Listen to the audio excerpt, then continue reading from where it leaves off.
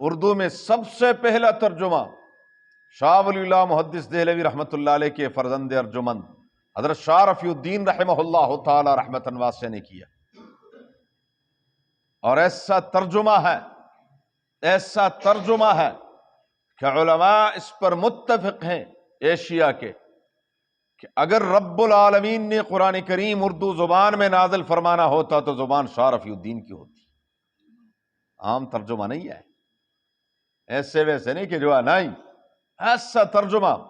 तो उन्होंने इहदिनस सिरातल मुस्तकीम का तर्जुमा यही किया है, इहदिनस सिरातल मुस्तकीम, चला हमको राह सीधी।